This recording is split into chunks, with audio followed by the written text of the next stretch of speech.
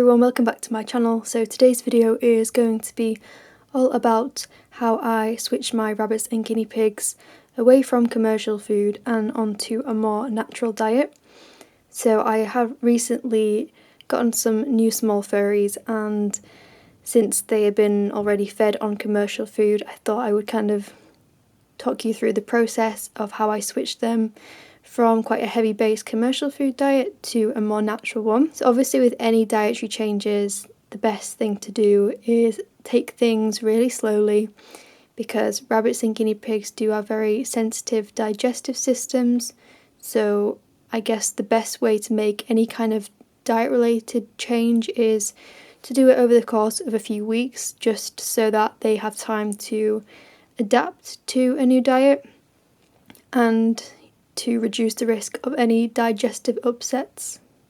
So in the beginning, they did have quite a lot of dried feed, and they were being given bowls full where they were previously kept.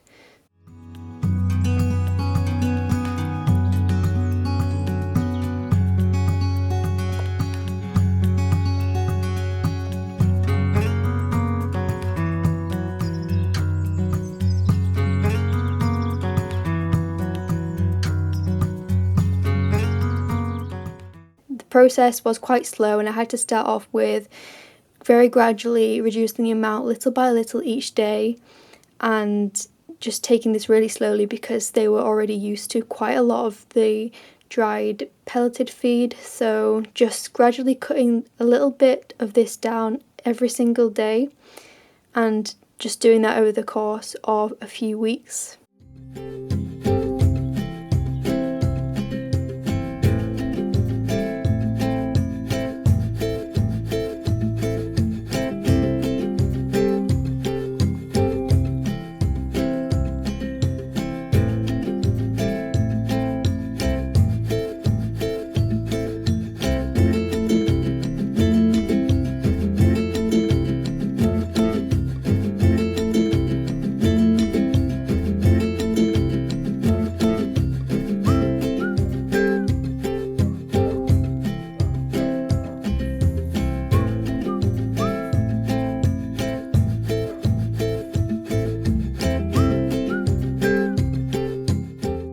Now in the beginning, I guess they were only really used to quite a small portion of vegetables, so I kind of did the opposite here really, and I gradually, day by day, increased the amount of fresh food in the diet. With this, I started off with giving them more easier tolerated vegetables, such as carrots, celery, peppers, that kind of thing, because they're a lot easier to digest alongside pellets. And what I did do is I avoided giving much cruciferous vegetables, because the gassy effect of this, combined with the fact that pellets can swell in the stomach, can cause quite serious digestive problems. So in the beginning, I only gave very small amounts of this, and then as the pellets were cut out for the diet, I very gradually started to introduce more cruciferous vegetables, which are actually very healthy and well tolerated when introduced slowly to the diet. And when you've already removed pellets, then it is safe to feed.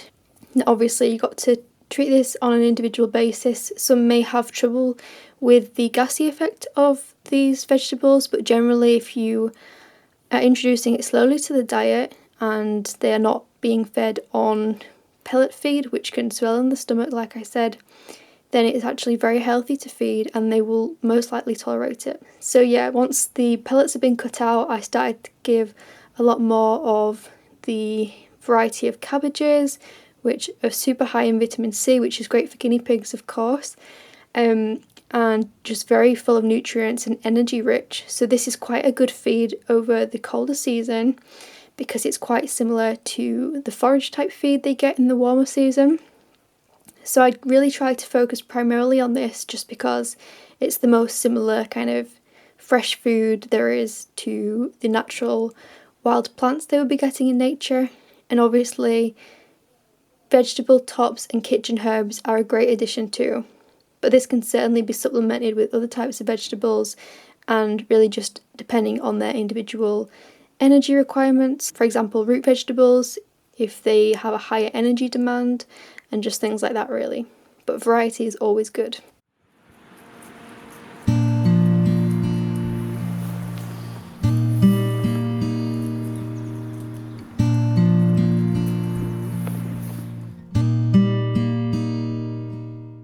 Now of course, wild grasses and meadow plants is going to be the closest thing to what they would be consuming in nature, and bear in mind the digestive systems of these companion animals is actually still working very similar to the digestive systems of their wild ancestors, so the closer we can mimic this the better. Now obviously this isn't necessarily available to everyone, and even if it is, it's not really an all year round solution. Slowly building up the amount of forage in the diet is very healthy and can ultimately be fed in unlimited quantities.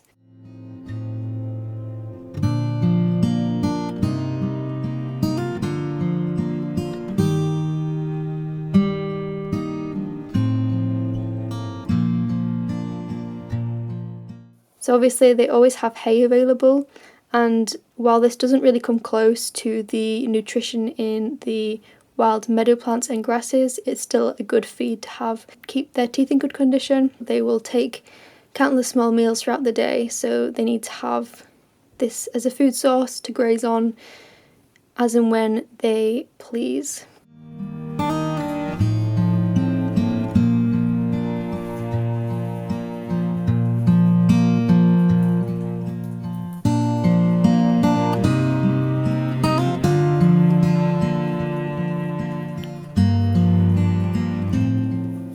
I do actually like to give my small animals a little supplement alongside the rest of the diet, just to ensure that they can maintain their weight, and certainly in the cold season I find it beneficial to give them that extra energy that they might need. But there are other reasons which they might benefit from this, such as keeping their coat in good condition, also to provide some extra nutrients. With this kind of feed I like to go for something more natural, so I will give various dried herbs, dried forages. This is certainly useful in winter because they're not getting access to the fresh meadow plants, but just a really small amount. And then I also will include various different types of seeds in this in a very small amount, like to help with their energy requirements and keeping their coats in good condition, that kind of thing. Some can also be useful for their digestive health too. Other little supplements like pea flakes can be helpful too, but again, it's the very smallest part of their diet overall, and it just makes up a small amount to give them that extra little bit of energy which they may need. And certainly for like growing animals as well, the concentrated feed can be useful, but I certainly have tried to ensure that they're receiving a more natural type of feed rather than like a commercial based pressed type of feed.